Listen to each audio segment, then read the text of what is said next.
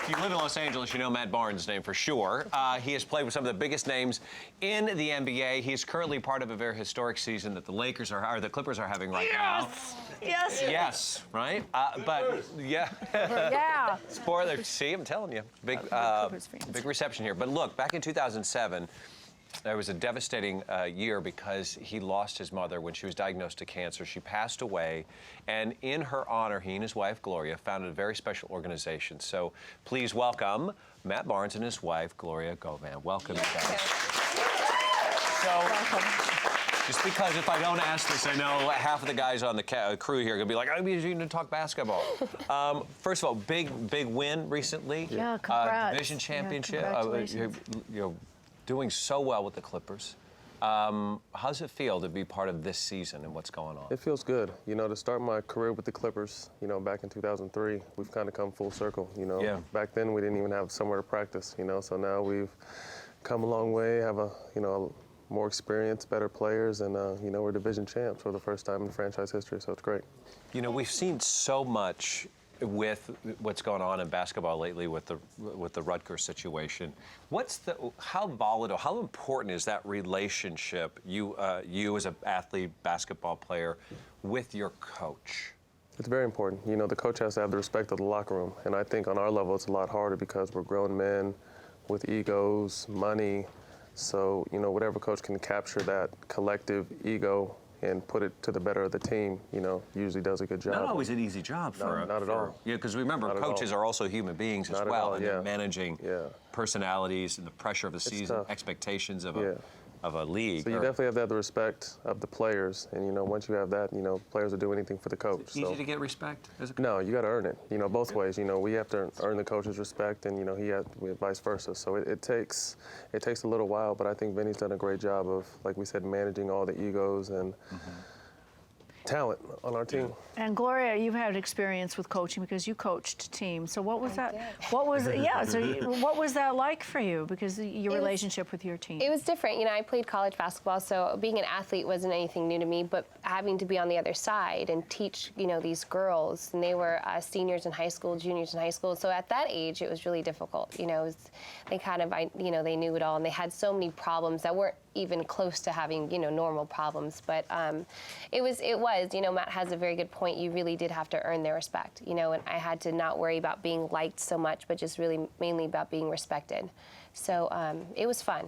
Great time. What makes this team so special? Was there a moment or anything that you guys did as a team that really pulled you together, sort of unified? I'd really just say from the jump, you know, half this team being new, we went to China early in the preseason, and, you know, we were kind of forced to... Sorry, it's our chickens. We have the chickens. All good. I was like...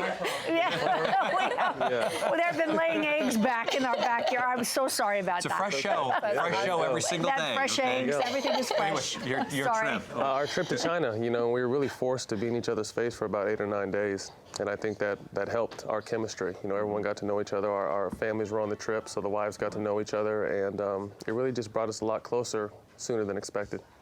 So speaking of bringing you closer together, there's nothing like what you experienced with your mom passing that really pulled you together.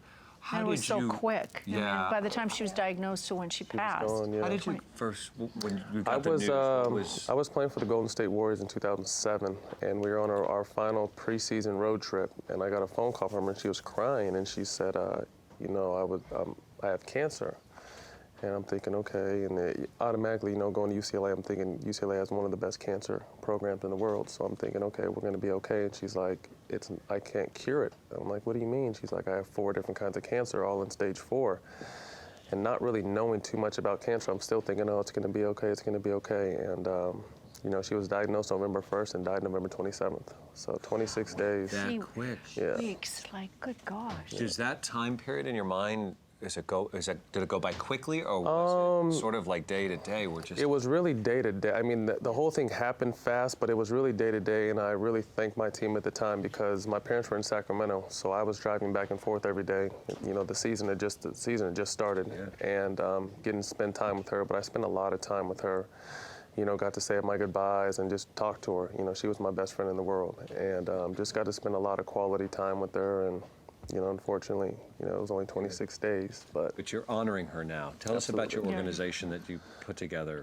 Gloria and I started Athletes versus Cancer in 2008, and we kind of wanted to just bring some kind of more awareness because, she went to the doctor 6 times, in a year and a half, 6 times leading up to that, and they never did it. She was an overweight woman, so they just told her she needed to lose weight and eat better, so they never did any screening, any blood work, anything. So she went 6 times saying she's tired, she never has any energy, she can't catch her breath, and they never did anything to really check for anything. It's horrible. So we really just wanted to raise awareness, signs to look for, pamphlets, and I teamed up with UCLA, and we've been doing health clinics to provide free screening, and like I said, just if we can save one life, that'll be great. Have you? How many, your success stories, how Well, many? there's actually one, it was actually very close to home. Someone I actually grew up with in my neighborhood. He actually was diagnosed, they found a tumor in his throat.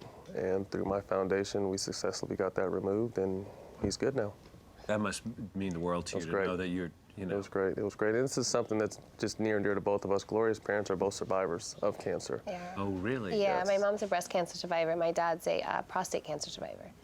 Yeah, so. Talk about hitting close to home. Yeah, super close. And my mom actually, we would go down to Sacramento, and she was able to talk to Ann and kind of Stories.